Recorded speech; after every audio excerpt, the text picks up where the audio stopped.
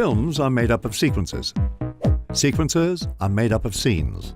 And scenes are made up of shots. But we must understand the characteristics and storytelling value of each shot. Don't be a... In this video, we'll begin with the big picture and work our way down. We're going to define the essential shot sizes in a filmmaker's toolbox and how to use the right shot at the right time to create memorable moments on screen.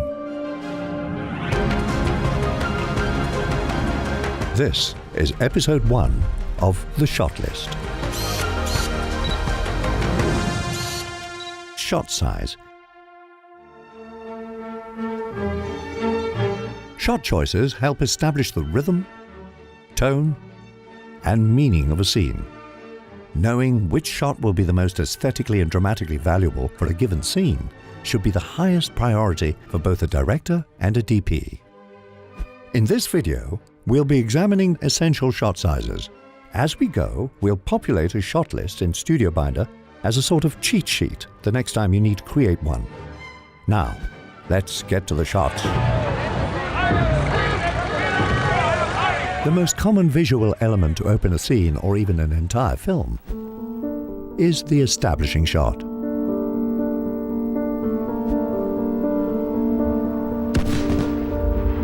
It is typically wide enough to establish the geography, time of day,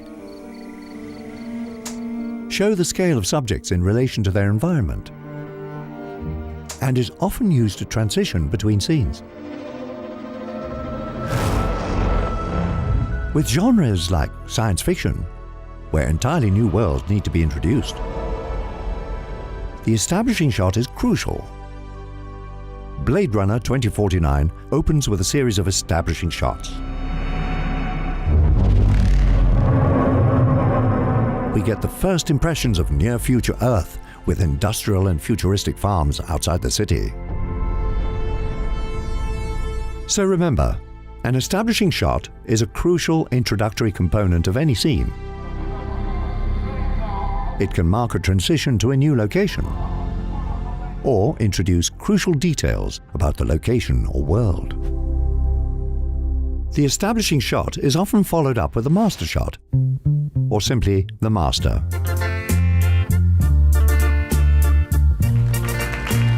Like the establishing shot, a master shot confirms the location and geography of the scene. It also clarifies which characters are in the scene and where they are in relationship to each other. Go on, sit down. Go ahead. Talk to each other. Sit down.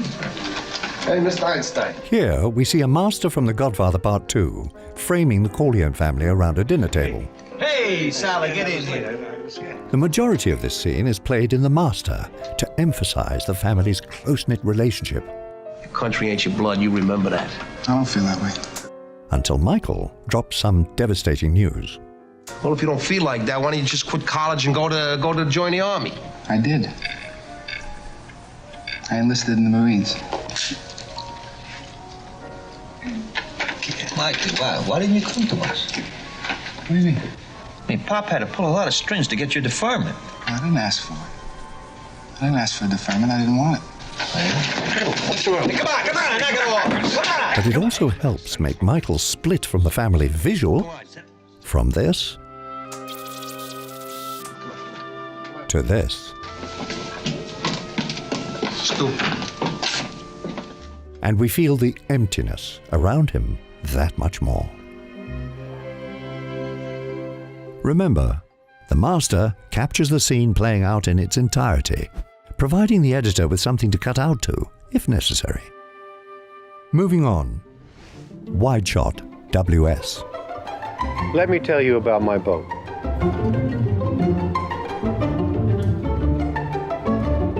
The wide shot positions subjects far from the camera to visually represent their relationship to their environment. This is distinct from the establishing shot, which is about location. The wide shot is principally concerned with the scale of the subject. I'm finished.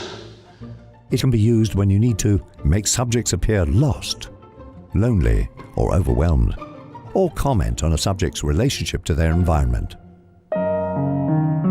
In this wide shot from Phantom Thread, we can see the characters Alma and Reynolds dwarfed by a messy ballroom.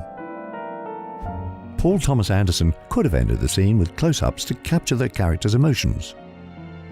But by ending with a wide shot here, we can consider Alma and Reynolds together, yet isolated from the world around them. Use it when you need to establish the spatial relationships of the subjects. Make statements using distance, depth, or size. Our next subject, full shot. When a subject's entire body reaches from the top to the bottom edges of the frame, the shot is defined as full. With a full shot, it's not necessary to put the subject in the center of the frame, but notice how often this is the case.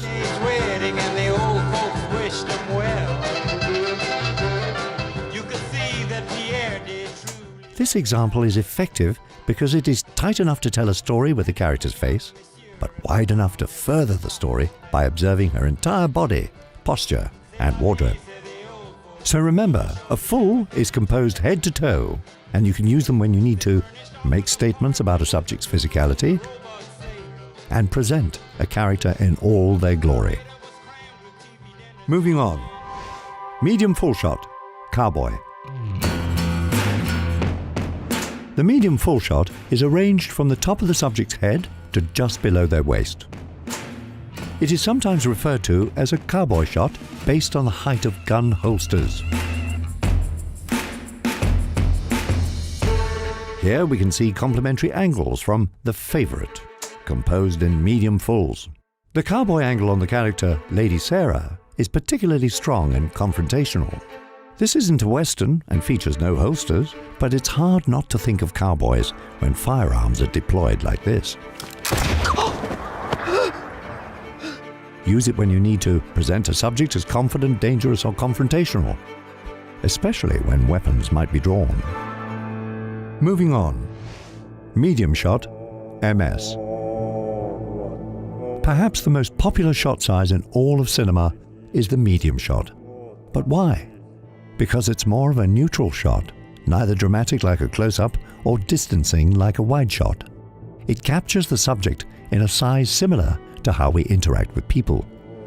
Will you hold still?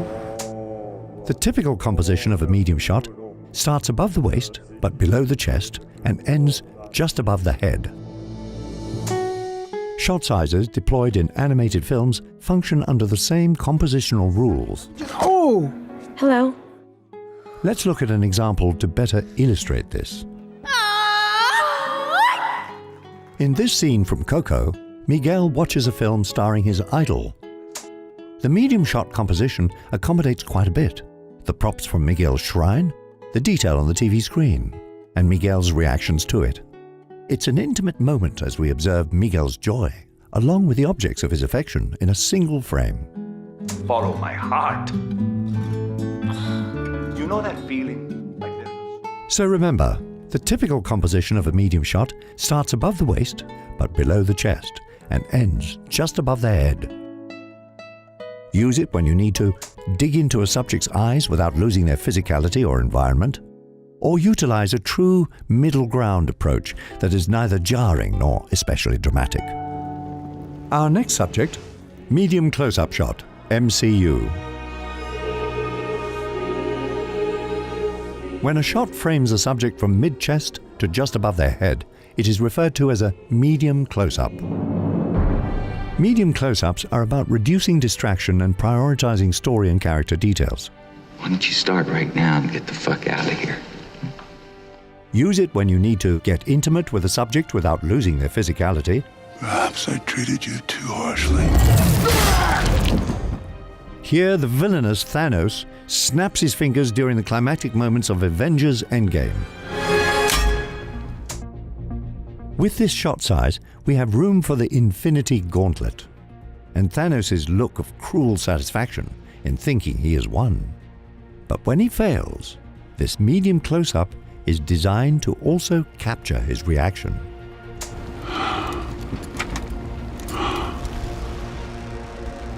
Remember, a medium close-up is roughly head to chest. Are you ready for it? It's the close-up. See you. Here's Johnny! Of course, the most powerful visual weapon for highlighting a change in emotion or dramatic beat on screen. Close-ups are most often arranged at eye level, better to dig into the windows of a soul.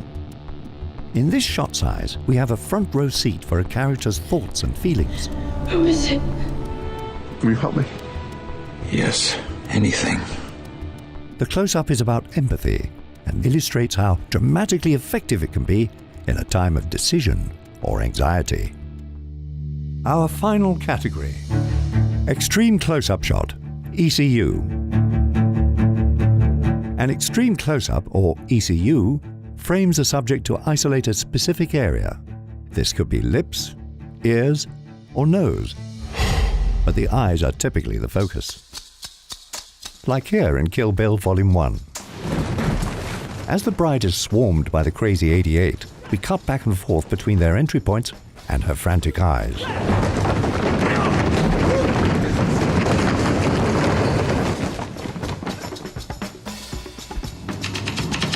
But when the function of a specific prop or an intimate detail is necessary, filmmakers will often rely on the insert shot. Inserts are most commonly used to highlight and isolate something crucial to the narrative.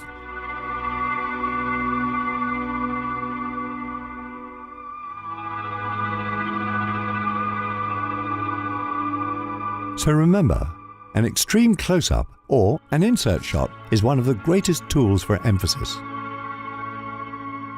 It is the most intimate, dramatic, and potentially startling of all shot sizes. So, this is our shot list made in Studio Binders so far.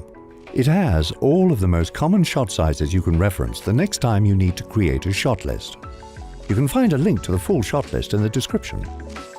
If you're looking for shot listing software to automate the process, check the description for a link to Studio Binder. It's free to get started. In the next episode of this series, we'll explore framing and composition. Subscribe to our channel, click the bell to stay in the loop, and happy shot listing!